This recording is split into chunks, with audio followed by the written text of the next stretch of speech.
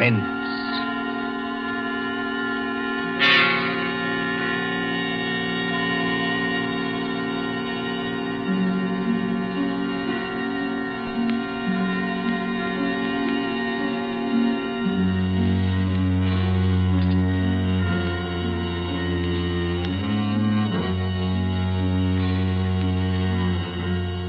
The thrill of the nighttime, the hushed voice and the prowling step, the stir of nerves at the ticking of the clock, the rescue that might be too late, the crime that is almost committed, mystery and intrigue and dangerous adventures.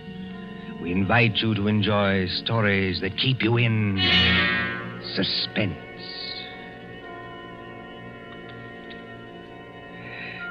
Can a man stake his life against $25,000? Can another and cleverer man track him down like a hunter, stalking his prey and kill him within 5 hours? Can you make a bet with death and win? For Suspense, tonight we present Will You Make a Bet with Death by John Dixon Carr.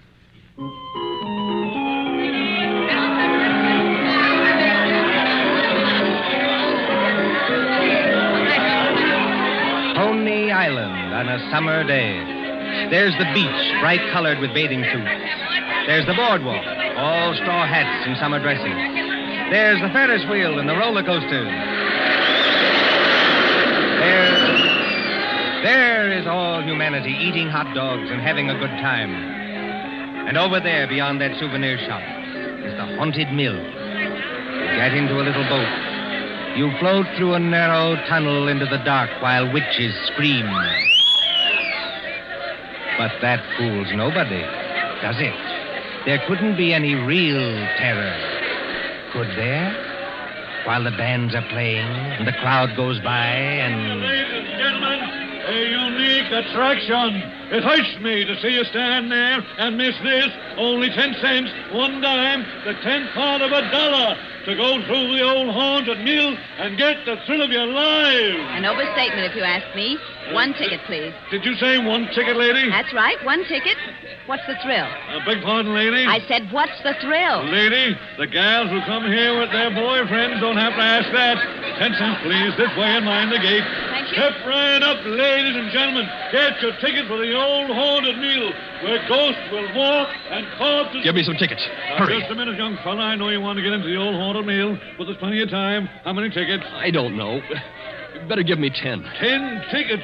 Do you hear that, ladies and gentlemen? Here's a young fella who likes the old haunted mill so much, he buys 10 tickets. Don't call everybody's attention. Listen, I've got a better idea. Whatever boat comes after mine, Yeah? I'll give you an extra $1 to send that boat through empty. Now, what's the matter, son? The cops ain't after you, are they? No. It's nothing like that. Will you do it? Well, money talks, young fellow. Okay, go ahead.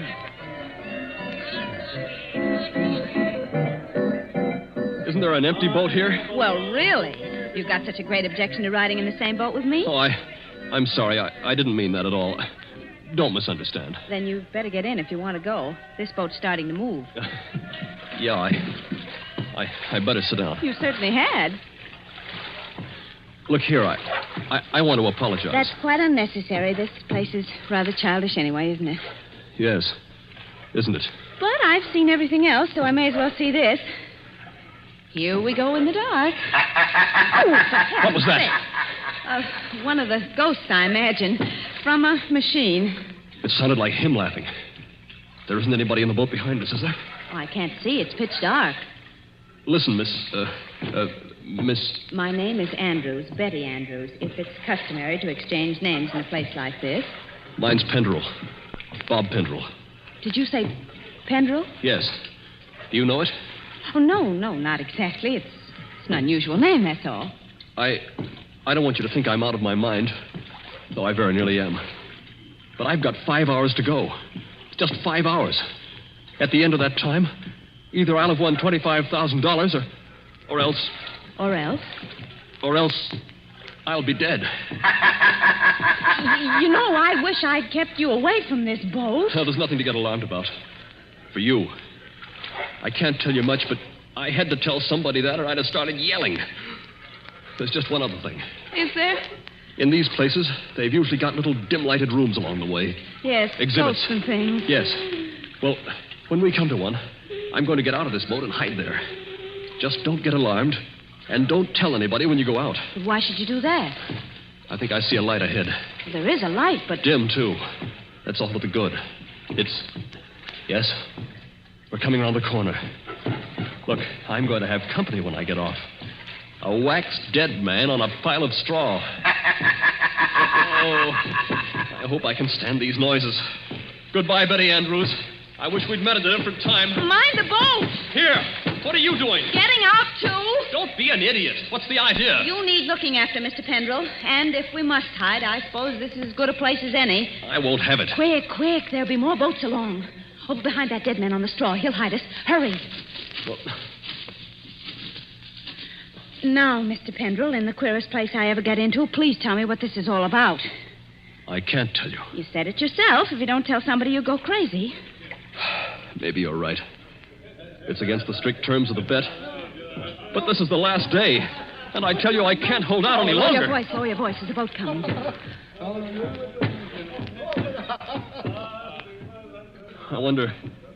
I wonder if you ever heard of my stepfather, John Destry. Yes? I imagine everybody has. He's a millionaire, and I'm not. I'm just a chemist, an analytical chemist. Not very successful. So if I'd had time, if I'd had money, I might have worked out a process that would have... Well, I think it would have helped in the war. But he's got money. Yes, he's got money. Well, my mother died years ago. This Destry's a big, white-haired, fine-looking fella. You'd think butter wouldn't melt in his mouth. He's got an apartment in the East 60s, secretary, I never met her, valet, cook, that kind of thing. Well, he used to invite me there. I wouldn't go. Then he got hold of a book I had to have, a German work on chemicals. So I went. After dinner in that study of his, over the brandy...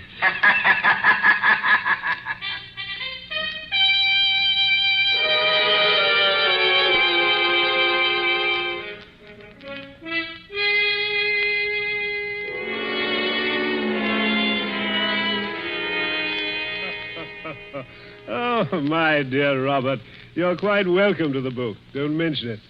Oh, what do you think of this brandy, by the way? It's excellent, thanks. Yes, I thought you'd like it.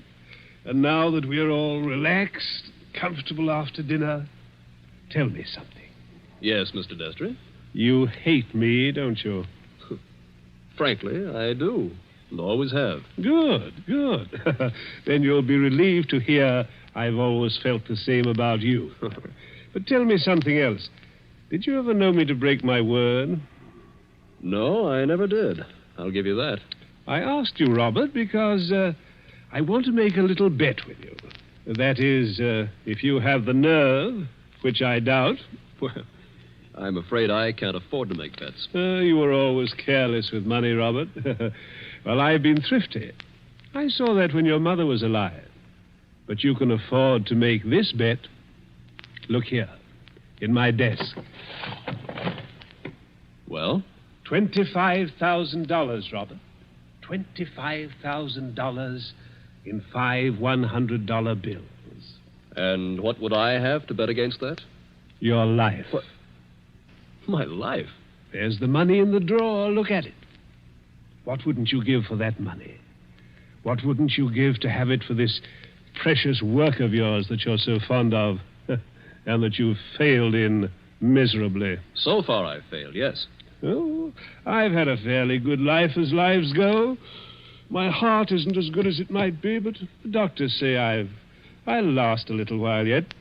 But before I go, there's one pleasure, one little exquisite thrill for me to experience. I want to commit a murder. Yes, I said a murder. My bet is that I can kill you within 6 months, and that you can't stop me, and that I'll never be punished for it. What do you say? Yes or no? I believe you mean that. Of course I mean it. And Just how would you propose to kill me? Ah, that would be telling. You know, if I had time to think this thing over... There's no thinking it over. Now. Yes or no? Yes. You must need the money badly, Robert. I do need it. But oddly enough, Mr. Destry, that isn't why I'm doing this. No? No. I want to show you can't play the Lord Almighty and get away with it. Are you challenging me? Yes. You don't think I can do it? I know you can't. We mustn't get excited, Robert. There will be conditions to the bet, you understand? What conditions? First of all, you'll never mention this matter to anyone. All right. That seems fair enough. You'll remain within the city limits of New York for 6 months. You'll spend at least 1 hour of every day walking the open streets alone. All right. You'll spend at least 1 hour every evening in your own room, alone. I may come to see you, or I may not. Trying to scare me already, are you? Finally, you'll write out a little note and give it to me. There's pen and paper on the desk in front of you. Write it now. Let's hear what I have to write before I do anything like that. You will write, I am a failure. You can't stop harping on that, can you? I am a failure, and this was the only way out. I wouldn't have done it otherwise. A suicide note? Yes. I intend to use it when I, operate. And if I won't write it? Ooh, then there's no bet. All right, I'll do it. It's now, let's see, 9 o'clock on the night of January the 10th. If you're alive and not in a madhouse... Does that go into the bargain, too? Yes. At 9 o'clock on the night of June 10th, given those conditions, you will receive $25,000. Can't you hear the dice rattle, Robert? You're playing with death now. I know it. Aren't you going to finish your brandy? No, thank you. Oh, then pour it back into the decanter. You heard me. Pour it back into the decanter.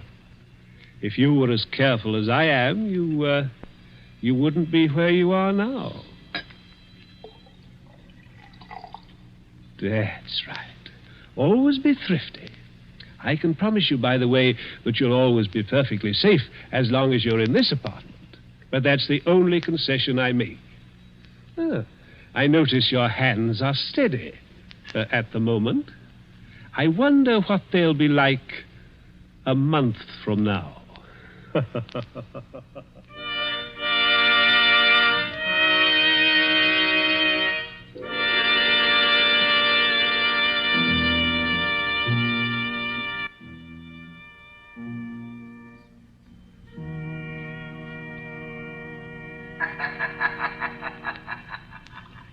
So you were fool enough to make a bet with John Destry. Listen, Betty.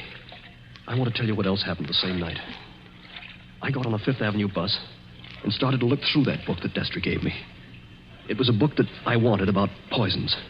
Well, just as I opened it, I felt something sharp prick my fingers. I looked down, and my hands were covered with blood. He had sewn safety razor blades in a line down the inside edge of the cover. Oh, no. Yeah.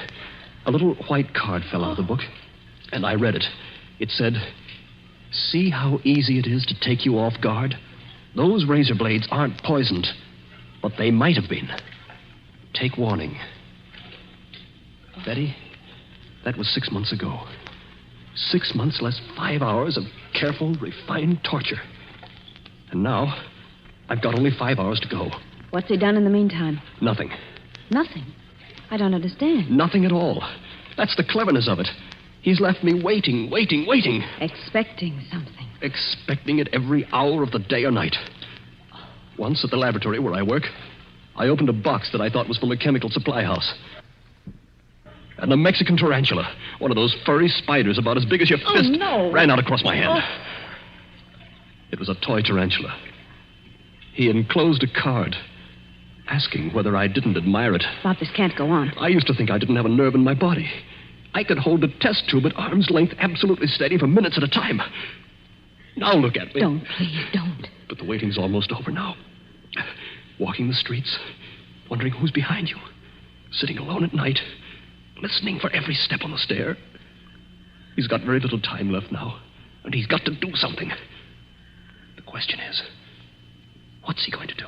Well, maybe he doesn't mean it. Maybe he's only doing it to scare you. And lose all that money?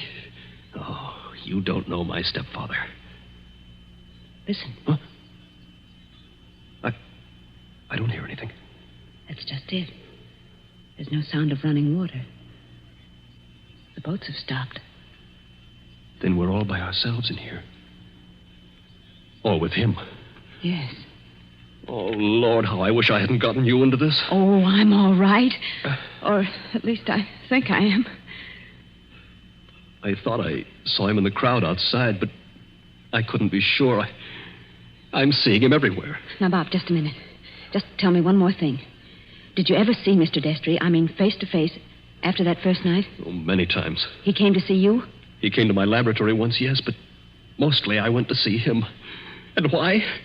Because it was the only place in the world I could feel safe. He's promised that nothing should happen to you while you were in his apartment. Don't you see it was part of the torture? Night after night he'd invite me, and I'd go, right up until last night.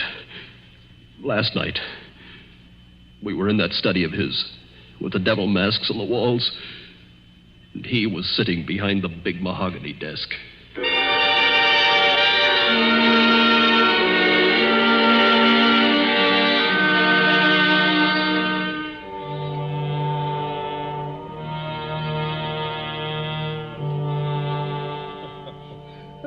My dear Robert, I'm pleased and even touched to have you here on the last night before you... Why don't you say die and get it over with? Oh, well, let's not say die. No? The clergy contend that we never die. We only change. No. Now, let that be a consolation for you. Must you be going so early? There's that 1 hour at home rule to our bet, if you remember. I remember. You're keeping to the rule. Yes, and I mean to beat you at this if it's the last thing I ever do. The last thing I ever do. That's an unfortunate choice of phrase, Robert. My boy, you haven't a chance. Something's going to happen to you within the next 24 hours when you least expect it. Will you answer me one question? If I choose. Have you decided how you mean to kill me? I decided that 6 months ago. And you still think you can get away with it? It's a method which has never been known to fail. I give you my word of honor on that. Is it sudden? Yes, and no. Wouldn't you like to know what it is? Good night, Mr. Destry. I think I'd better be leaving. No, my dear boy, you mustn't go yet. Sit down. Pour yourself a glass of brandy. No, thanks. Then perhaps you wouldn't mind pouring me a little. My doctor allows brandy, though I'm forbidden spirits. I notice your hands are shaking quite a good deal. They weren't like that 6 months ago, were they? No. You were full of confidence then. Oh. And it grieves me to see you waste tobacco by lighting a cigarette and putting it out immediately. Oh, it's no use lying to you.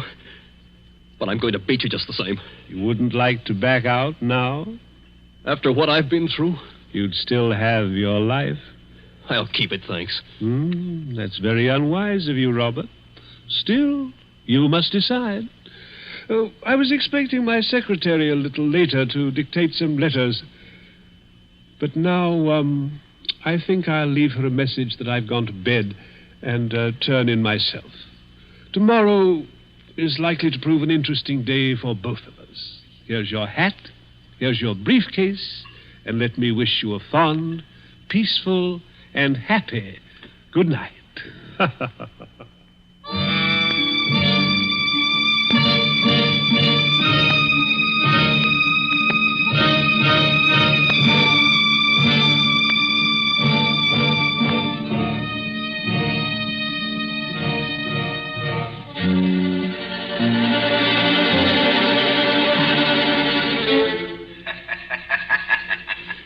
That was last night, Betty.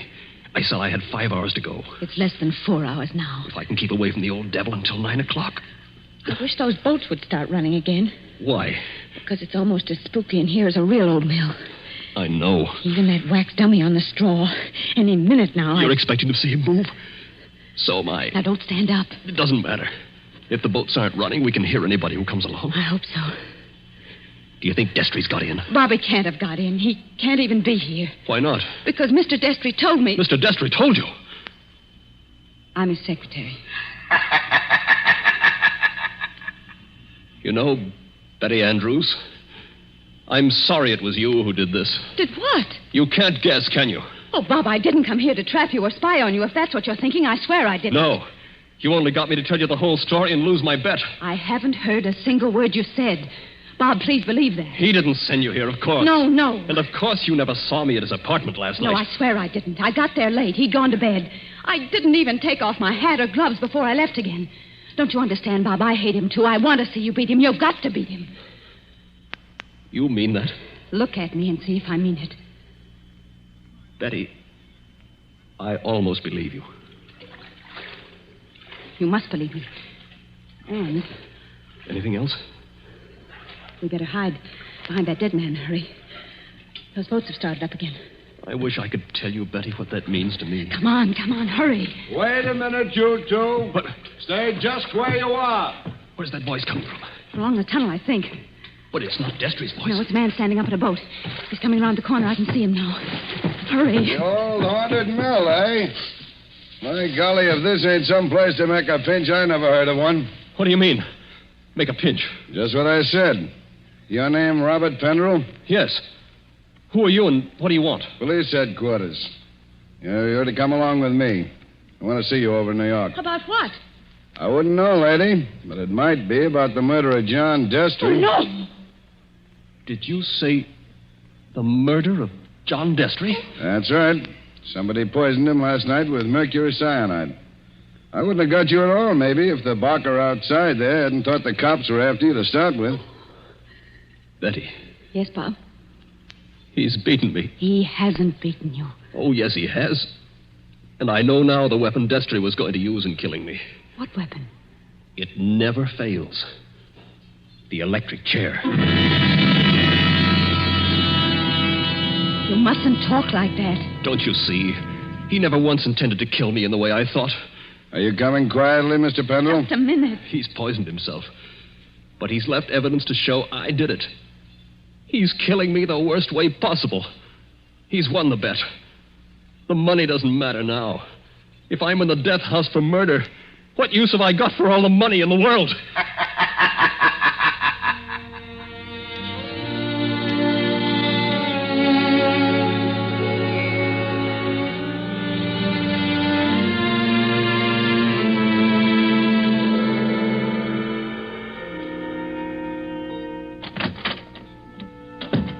Pendrell, let me introduce myself. My name's Mullen, Inspector Mullen. It's a pleasure to meet you, Inspector. It's a pleasure to be safe again. I've had you brought here to my office for a little quiet talk. You're in a jam, son, and I want you to realize how bad it is. You think I don't realize it? John Destry was poisoned with mercury cyanide administered in a glass of brandy. And only my fingerprints were on the glass besides his own. I can guess. Mr. Destry's body was found this morning lying behind the desk in the study. There was an empty glass with traces of brandy and cyanide. Now, we haven't had the full autopsy report, but the smell of that stuff is pretty distinctive. They tell me you're a chemist, Mr. Pendrell. That's right. The boys find that 8 grains of mercury cyanide are missing from your laboratory. Where he visited me a month ago. And in your briefcase, which you took away from his apartment last night... He handed it to me. I remember. We found over $1,000 in cash. Now, take a look at this note. Huh? Did you ever see it before? Well, yes. I wrote it. You admit that? Yes. It says, I was a failure, and this was the only way out. I wouldn't have done it otherwise. Where did you find it? Torn up in little bits. You started to write a confession, and then you couldn't face the consequences. But you shouldn't have left the pieces behind. You're intimate, my boy. Unless Unless what? Now, if you'd like to confess here and now, and maybe we did a little deal about second-degree murder, Oh, Inspector, why bother to string me along? What do you mean, string you along? There's no second-degree murder on a poison charge. It's the death house or nothing. He saw to that. It's too bad you had to go and kill him, son. Didn't you know he had an aneurysm? A what? Fatal heart disease. He said that he had heart trouble, but... Heart trouble. His doctor says he couldn't have lived 8 or 10 months anyway. And you might have got something in the will. So that's why he did it. Did what? Killed himself. You still stick to that crazy story you told the boys? He's going to kill me, isn't he? With 3,000 volts of electricity. Inspector Mullen. What are you doing here, Sergeant? Didn't I say I wasn't to be disturbed? All the same, Inspector, I thought I'd better do it. There's a young lady here, a Miss Betty Andrews. I think you'd better see her. I'll see her when I'm good and ready. And I think you'd better see her, Inspector. We've just heard from Mr. Destry's lawyer. Well? He said that young fellow there, Mr. Pendrell, inherits $25,000 in Mr. Destry's new will. Did you hear that, son? Do you see what you'd have gotten if you hadn't gone and killed him? He was keeping his promise, that's all. And a fine lot of good it'll do me now. But look, Inspector, I've just talked to the medical examiner, and he says there's no poison in Mr. Destry's body. Say that again? There's no poison in the old man's body. Somebody's kidding you. An empty glass with the smell of mercury cyanide and a dead man with a congested face behind the mask? What did kill him then? Well, if you'd like to listen to Miss Andrews, Inspector, she's right here now. I think you'd better listen, Inspector. I've been trying to tell you all afternoon. Go ahead, Miss Andrews. I've been over and over it. But until they got the medical report, nobody would listen. Can you tell us what killed John Destry? Yes. Poison killed him. But the sergeant's just been saying there was no poison in the body. Inspector, will you listen? I was at Mr. Destry's apartment late last night. Well, so what? You didn't kill him, did you? The servant said he'd gone to bed. So I looked into the study to see if there were any instructions. Was Mr. Destry dead then? I don't know. I couldn't see his body because it was hidden behind the desk. I didn't even learn he was dead until late this afternoon. But I did see a full glass of brandy. A full glass, did you say? Yes. So I picked up the glass and poured the brandy back into the decanter. That's what he always made us do. And I didn't leave any fingerprints because I was still wearing my gloves. And that was the same glass you later found empty. But you still are not telling us what was the poison that killed John Destry. It was the poison in his own system. He worked out this plot to convict Bob Pendrell. Only just as he stretched out his hand to drink the cyanide... Inspector, I think I see it. It was his last great hour. He couldn't resist such gloating as he'd never known before. That's it. His heart wouldn't stand it, and he fell dead behind the desk. And I think, if you study the expression on his face, you'll find he died laughing.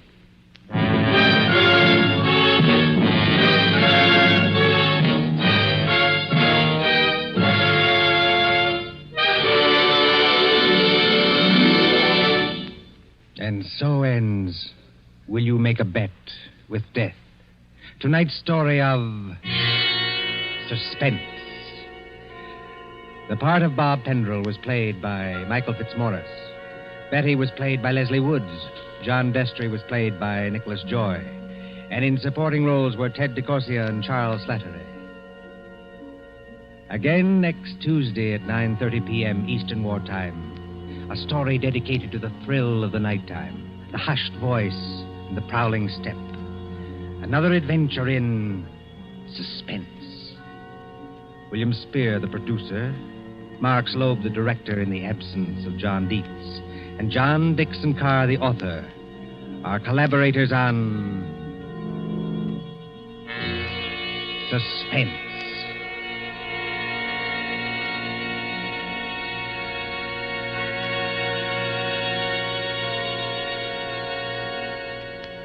This is the Columbia Broadcasting System.